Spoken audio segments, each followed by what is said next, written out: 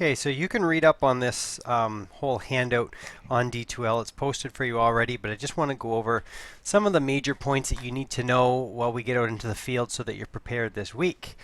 So for the plant collection for this course, remember this is a mandatory component of this course. It must be completed by every student. Having said that, it is therefore an independent assignment as well. Okay, so next week you guys will be working in groups, but you all are responsible for your own photographs for the plant collection. So a few major points. The value of this is 10% of your final mark. We will be using this collection for our ELC project later on in the semester. So although you're using it for marks now, it will be more relevant when you use it later on as well, okay, in the semester. What else? What I'm looking for, 15 different understory plants. I wouldn't stop at photographing 15 pictures. Photograph as much as you possibly can. This late in the season, it is a little more tricky because we don't have all the flowers. So anything that is flowering, photograph that. Even if it doesn't, use as many ID features as you can. Okay, so if you see fruit on it, leaves, twig arrangement, if there's fur on the stems, how they come out of the ground, if they grow in clusters or a single stem, all those things, take as many photos as you can to really make sure you can get some good ID. Okay, so all the photos must be taken by the student, the originals. Okay. Please remember your student card, or if you're stuck, a driver's license, whatever, with photo ID, so that I can see that that was yours that you're taking the picture for. Okay. Overall quality, professionalism of the project, how good and focused and how good a quality pictures or photos. That's very important, of course, for the value of this project. And then the required fields as listed here, I'll show you below. Okay, so the deadline, it's going to be drops into the D2L Dropbox. There'll be a Dropbox folder up there, and look on your course outline for when the actual due date is. Supplies needed for next week. You will obviously need a camera. Of course, a smartphone will be just fine. Whatever you rely upon for good quality photographs. Don't forget your student card or driver's license with the photo ID. I'll supply some white paper for you to use so that you can focus better on the actual plant.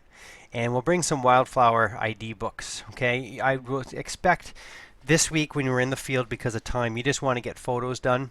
But I'll supply some books. There'll also be books on reserve in the library as well for you.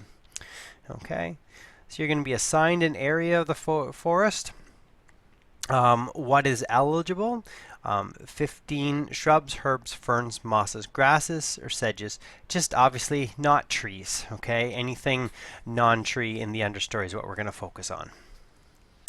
How you're going to prepare this or submit it afterwards is I'd like to have a PowerPoint presentation with the following things. So it's going to start out with, you're just going to have an intro slide, name, student ID, in the photo showing the surrounding forest. So not only when you're taking pictures of the plants, but just take a couple snapshots of what kind of consistently represents the forest that you're taking the photographs in. Okay, that may be helpful later in the semester as well. Okay, and one species per slide, and on that I'd like to see the common name, the scientific name of the plant, the country or the region of origin. Okay, so some of it might be, if it's invasive or non-native, it could be from anywhere in the world, and there should be resources to find that. And also if it's native, then just indicate that it is native to the region.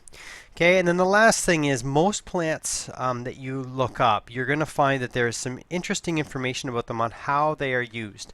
Either how they were used medicinally or how they were used historically, or maybe something unique that you might need to know about that should be stated there. Okay, so those are the things I'd like to see on it. And then finally, here's just a couple of examples. Okay, this was from a forestry project a few years ago. So we've got great examples of photographs. There's the whole plant.